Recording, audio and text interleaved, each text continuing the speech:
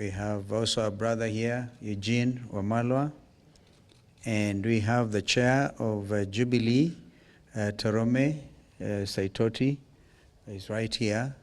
And we have clearly communicated apologies from our sister Mother Karua and from our brother Fred Matiangi, and also our friend Peter Munya. So those, and Lenturi as well.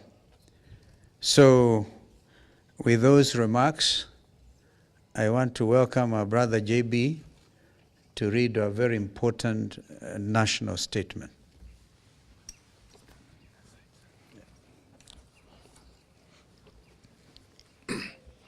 Hi, cousins.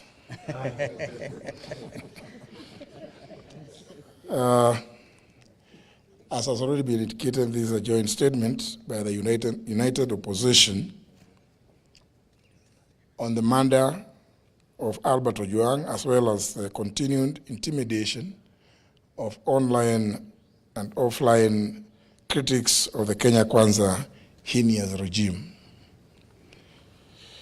Fellow Kenyans, 3 years ago, none of us could have imagined or predicted that we would be standing in front of you today in shock and horror, listing the atrocities and premeditated killings of Kenyans by the current regime. 3 years ago, many of us were on opposite sides of the political divide. We advocated for our plans and manifestos, eager to make a difference for our country, for the better, for posterity. Whether on the Kenya Kwanza or Azimio la Umoja, One Kenya Alliance sides, none of us gathered here today would have made plans to offer security or ensure that our staff and their families, indeed our own families, have a hotline for protection and help, because the threat of abductions and illegal detentions was an imminent reality. We simply did not imagine it. Nor could we ask any Kenyan to prepare for it.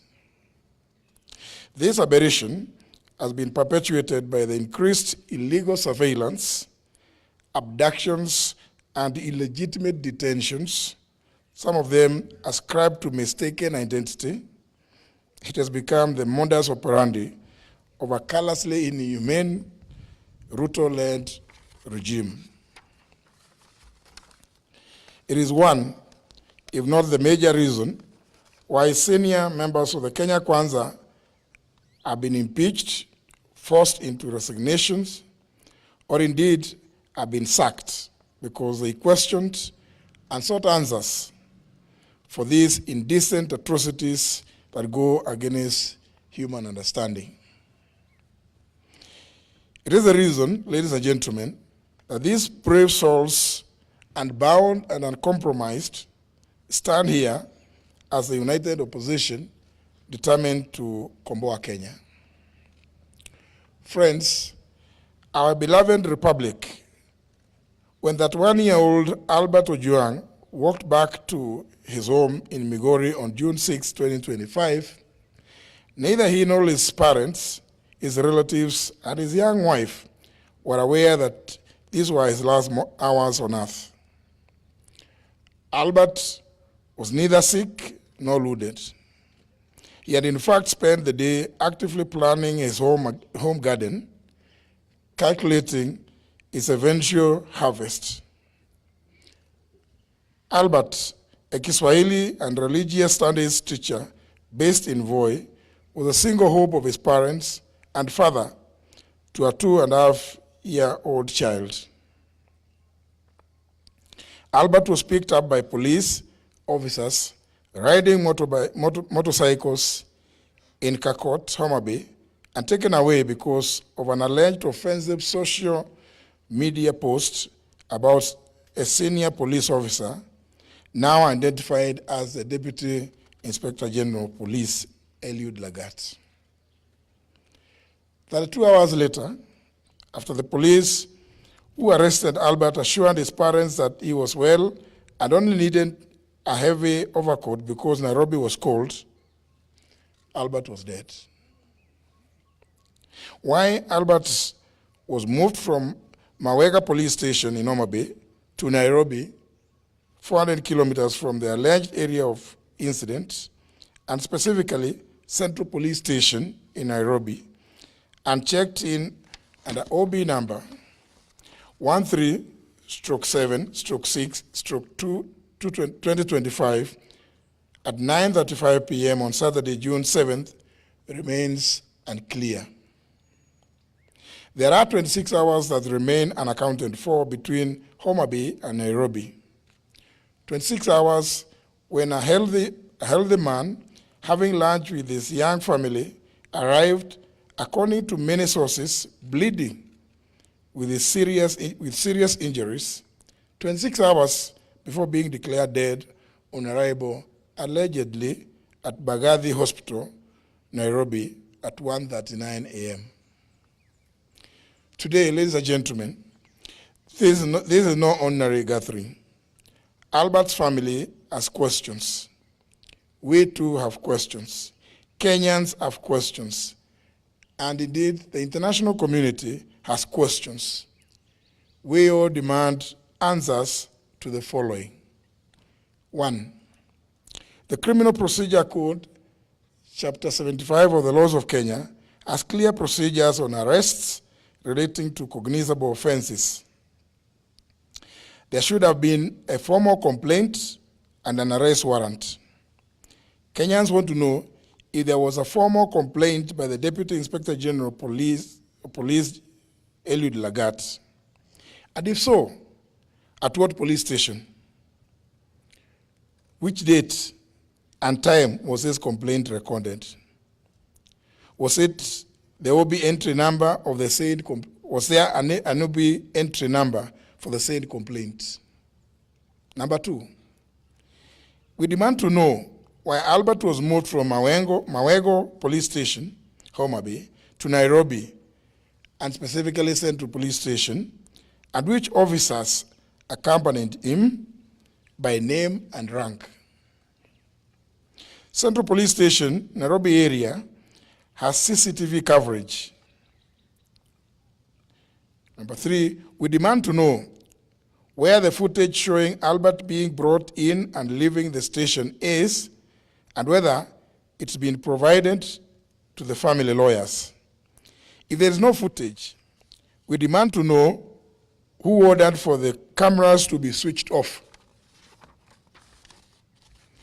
When Albert was picked up in Homa Bay, he had no physical injuries. Indeed, he was having lunch with his wife. We demand to know who inflicted the grievous and extensive injuries on his body. Number 5, it's been reported that Albert was in solitary confinement at Central Police Station. Why was Albert considered a high-risk criminal to be confined in solitary? If he was not in solitary confinement, as alleged, who are his cellmates and how many were they? We therefore demand to know that demand to be shown the cell register to show whether he was with other inmates or he was in solitary confinement. Number 6, yesterday, June 10th, 2025, we've read and heard that the Director of Public Prosecutions, the DPP, directed the Independent Policing Oversight Authority, IPOA, to expedite investigations on circumstances surrounding the death of Albert and report within 7 days. This is a cover-up and a diversionary tactic to delay this matter. The mandate of the DPP under the Constitution of Kenya is to direct the National Police Service and the Directorate of Criminal Investigations in writing to do investigations, not to direct the IPOA. The postmortem on Albert is clear, and all Kenyans have formed this opinion. He was murdered.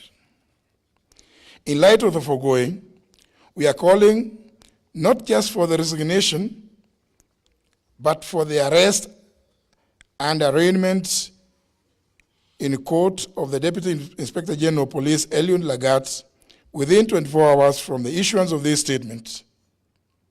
We similarly demand that the junior officers currently being persecuted be given witness protection with immediate effect. Their lives obviously are in danger because they know the truth. We applaud the courageous Kenyans who have kept vigil at Vigilance House and encourage them to maintain the pressure until this is achieved. We are also aware that Safaricom is complicit and indeed a facilitator in the tracing and abduction of Kenyans who have either ended up dead or maimed in the hands of police like Albert Ojwang. We want to issue a direct warning that this amounts to aiding and abetting in the commission of these crimes against humanity, for which Kenyans will hold Safaricom responsible and either take appropriate legal action or boycott their services. Finally, ladies and gentlemen, due to the persistent targeting, kidnapping and abductions, intimidation, and love arrests and murder of young people by this heinous and degenerate regime led by William Ruto, we reiterate our call for the June 25th to be a people's public holiday, a day of memorial in honor of all Kenyans who have lost their lives under this regime. Thank you. God bless Kenya. I think it's a very clear statement. I don't know whether anybody in here, because I think something so serious needs to be digested as it is. Yes. No questions. Thank you. Maybe, but anyway, it's okay. Anyway, clear.